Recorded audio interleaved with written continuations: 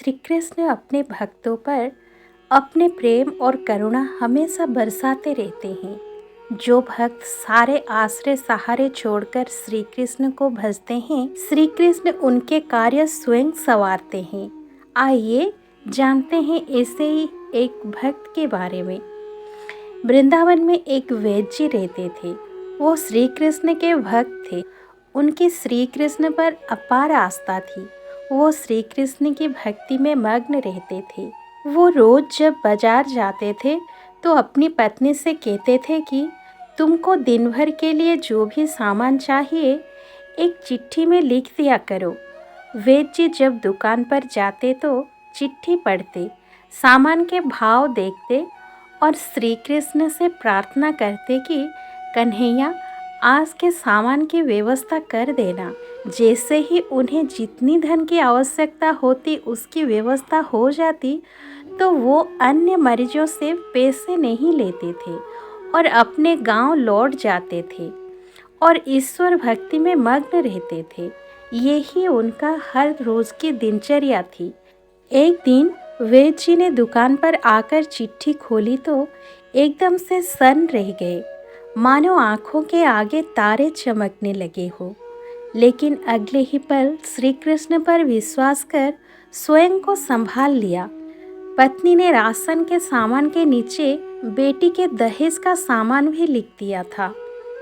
फिर वैद्य जी ने चिट्ठी पढ़कर राशन के सामान के आगे उनके भाव लिख दिए, लेकिन दहेज के सामान के आगे लिख दिया ये काम कन्हैया ही जाने।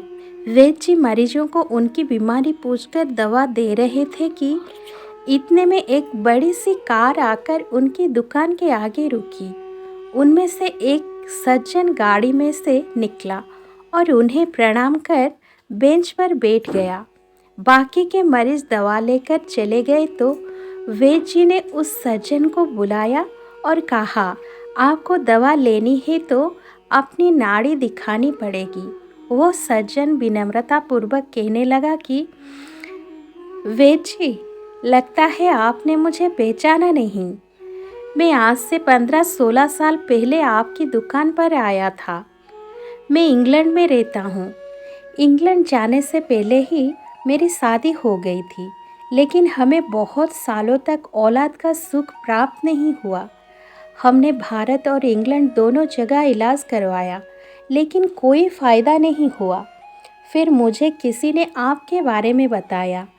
आपने मुझे सांत्वना दी और कहा कि निराश नहीं होते, क्योंकि श्री कृष्ण के खजाने में किसी चीज़ का अभाव नहीं है। खुशी, गम, जीवन, मृत्यु सभी ईश्वर के हाथों में है। ईश्वर पर भरोसा रखो। अगर कन्हैया की कृपा हुई तो तुमको संतान सुख अवश्य मिलेगा। आपने मुझे दवाई की पुड़िया बनाकर दी और उसे खाने की विधि भी बता दी।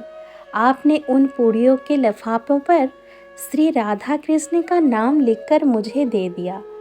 जब दवा लेने के पश्चात मैंने आपसे दवा के पैसे पूछे तो आपने कहा कि पैसे देने की ज़रूरत नहीं है, लेकिन जब मैंने पैसे देने के लिए जोर डाला तो आप कहने लगे कि मैंने आज का खाता बंद कर दिया है। मुझे ये बात समझ नहीं आई तो आपने बताया था कि मैंने अपने घर के खर्चे के लिए जितनी रकम श्री कृष्ण से मांगी थी वो मुझे मिल गई है। अब मैं किसी से भी पैसा नहीं ले सकता। आपके विचार सुनकर मैं बहुत प्रभावित हुआ और आपको प्रणाम कर लौट गया। घर जाकर मैंने अपनी पत्नी को सारी बात बताई। वो कहने लगी कि वो वैद्य जी जरूर देवता पुरुष होंगे। उसने विश्वास कर दवाई खाई। उसके पश्चात मेरे 3 बच्चे हुए। हम पति पत्नी हर समय आपको धन्यवाद देते हैं। वैद्य जी, मैं तो पत्नी और बच्चों के साथ इंग्लैंड में ही रहता हूँ। यहाँ वृंदावन में मेरी एक विधवा बहन रहती है। मैं परिवार सहित अपनी भांजी की शादी के लिए ही वृंदावन आया हूँ। अपनी भांजी की शादी के दहेज का सारे सामान का खर्च मैंने ही उठाया है।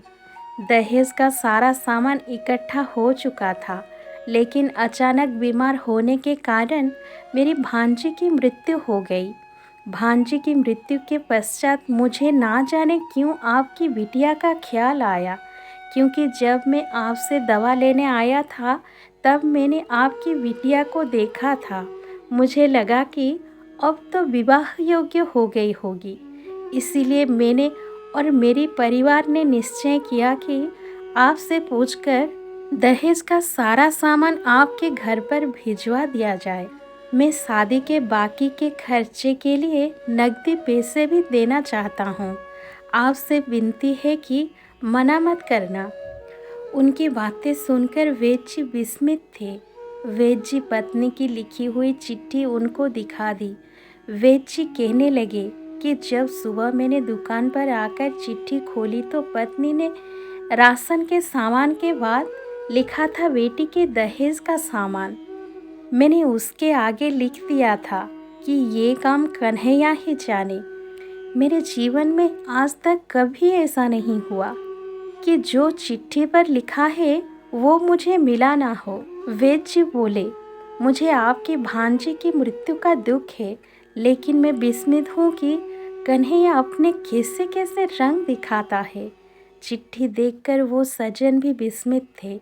वैद्य जी कहने लगे कि मुझे अब जो भी मिला है मेरे उस कन्हैया की कृपा से मिला है। ऐसे ही है श्री कृष्ण, तभी तो कहते हैं कि भक्ति ऐसे करो कि कष्ट भक्त पर हो और फिक्र ईश्वर को हो कि इसके कष्ट को दूर कैसे करना है। जय श्री राधे।